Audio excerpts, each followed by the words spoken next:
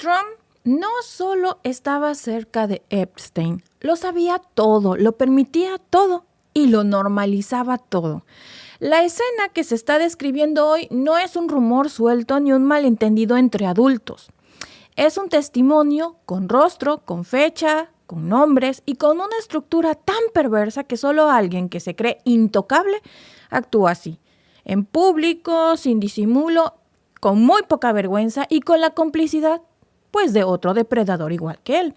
Estamos hablando de otro episodio más, pero quizás uno de los más claros de una red de abusos sistemáticos que nunca debieron de haber sido tolerados ni por la justicia, ni por la sociedad, ni por nadie.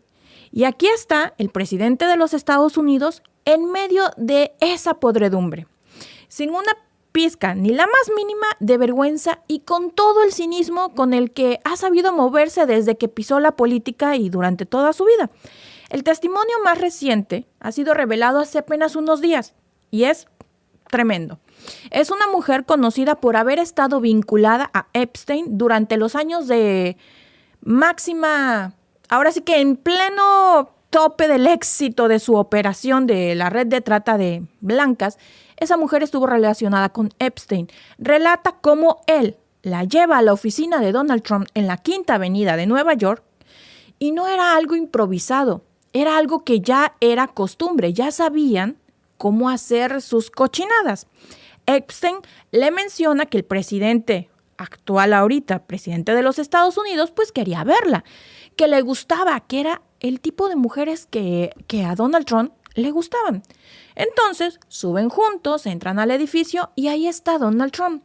Saliendo de su oficina, los recibe y sin decir palabra empieza a tocarla, a manosearla, mientras charlaban tranquilamente como si nada pasara. Lo más grave no es solo la acción, sino la normalización de este acto.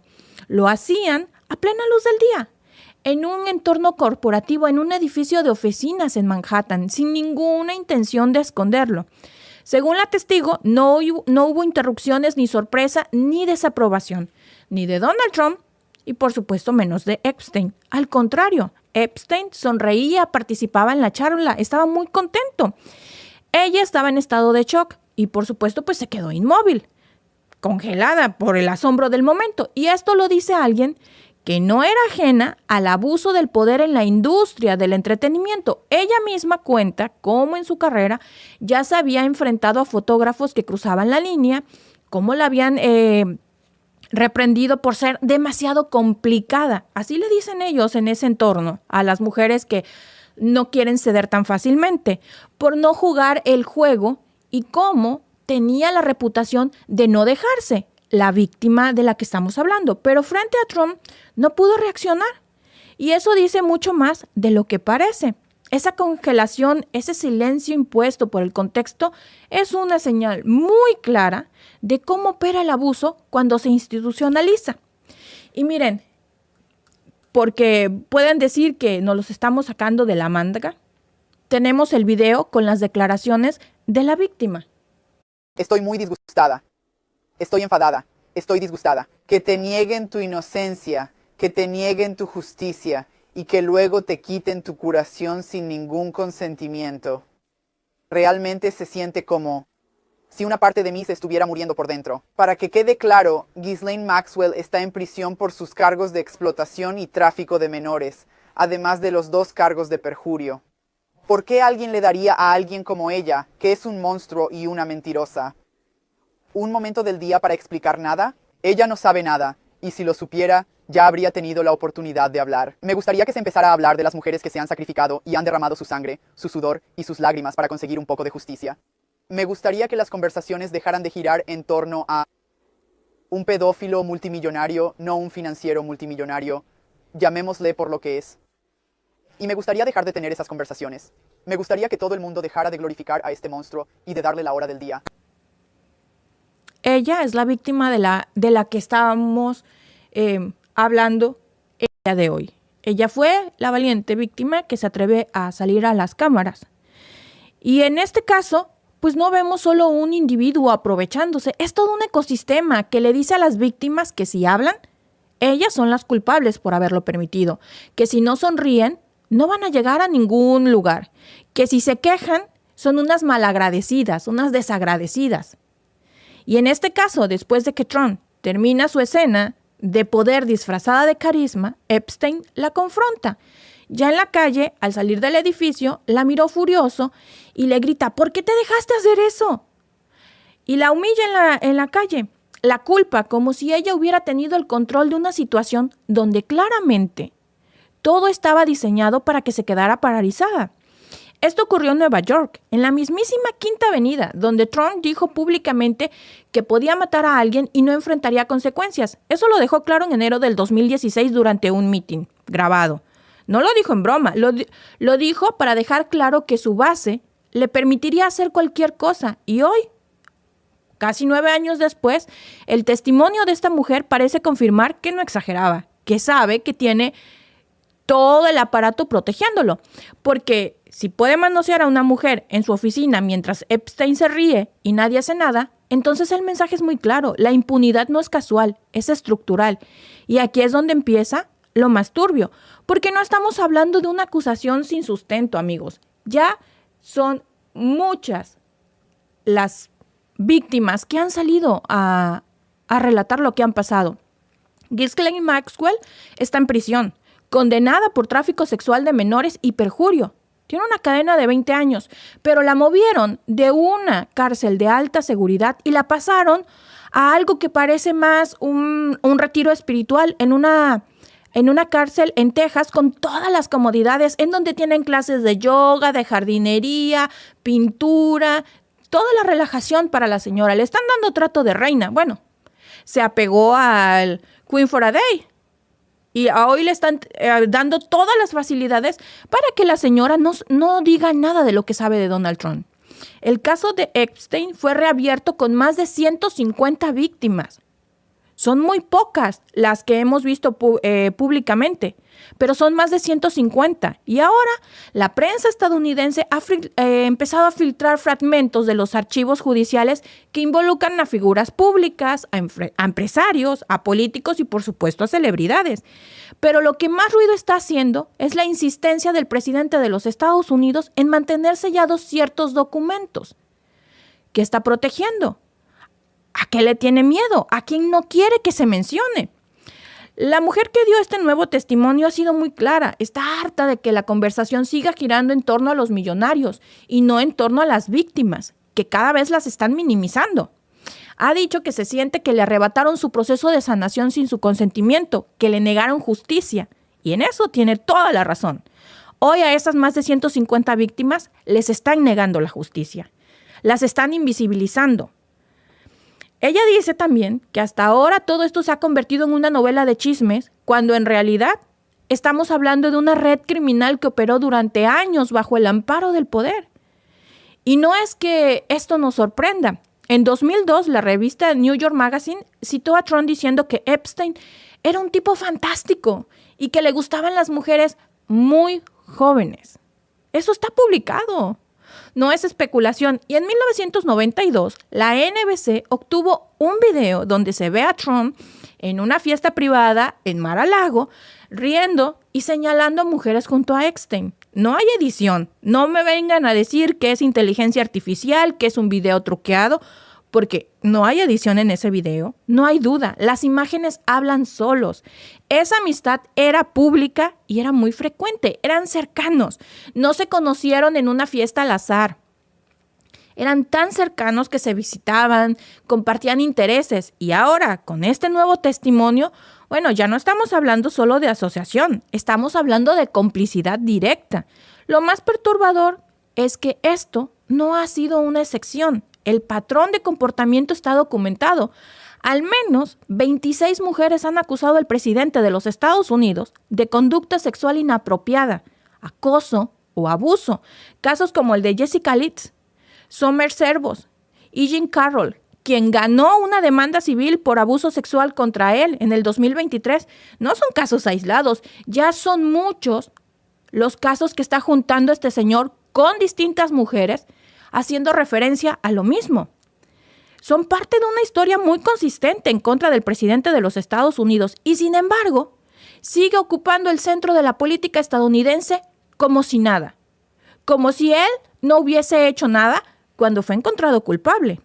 Y si hablamos de impunidad, pues basta recordar que en 2019, cuando Epstein fue arrestado por segunda vez, muchas de sus conexiones, pues obviamente, empezaron a deslindarse, como es común en este tipo de casos. Trump, pues fue uno de los primeros en decir que hacía años que no hablaba con él, cuando eran hasta compadres.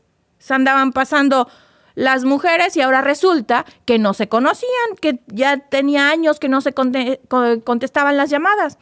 Pero los registros muestran otra cosa. Los registros muestran que seguían frecuentando los mismos círculos, las mismas fiestas, los mismos donantes.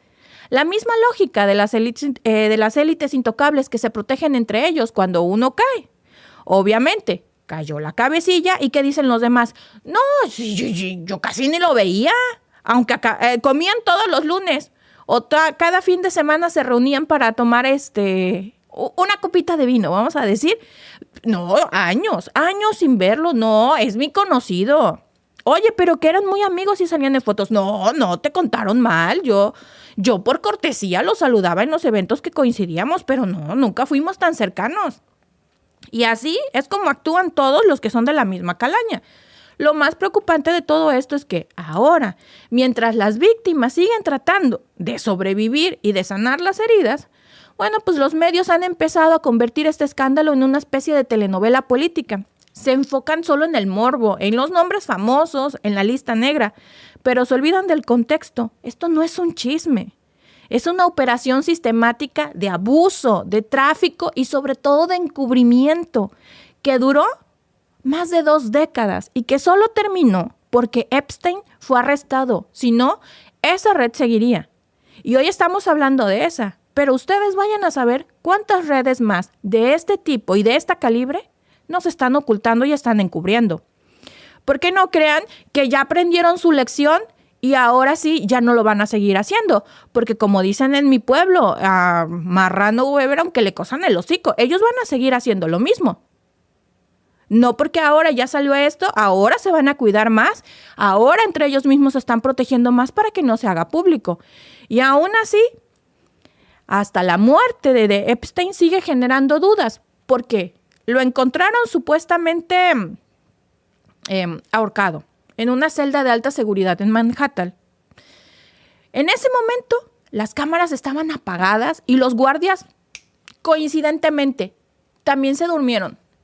Como si estuviéramos viendo una película mal escrita, como si fuera un guión de La Rosa de Guadalupe. Los amigos que no sean de México, es una serie muy popular en México en donde pasa lo impensable y todo lo mal escrito en una serie, un documental o una película, como lo quieran llamar. Ahí lo hacen en la vida real. Bueno, pues hagan de cuenta que es guión de La Rosa de Guadalupe. Pero desafortunadamente, esto no es ficción, esto es real.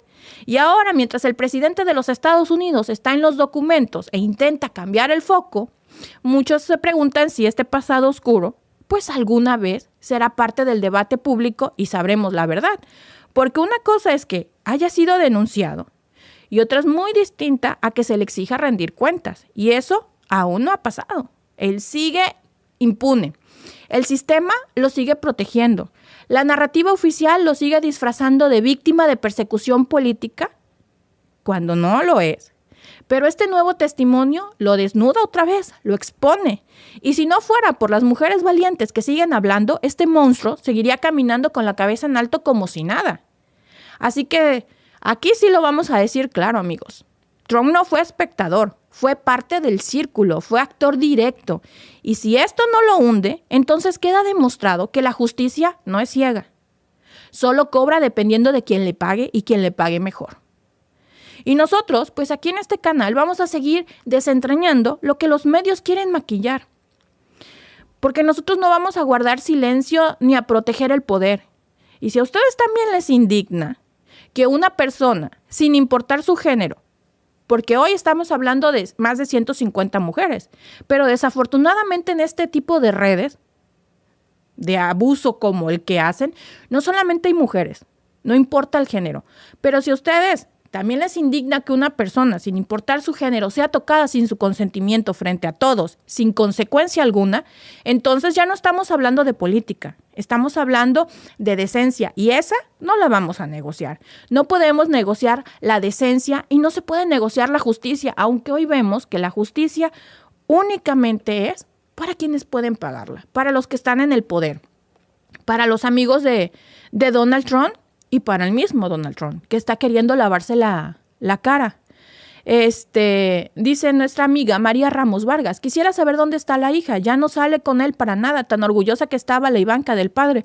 No, y los comentarios que se aventaba el padre de la hija, o sea, unos comentarios que dices, oye, espérate, decir que tu hija es muy sexy, que te casarías con ella, ese tipo de cosas es de un enfermo.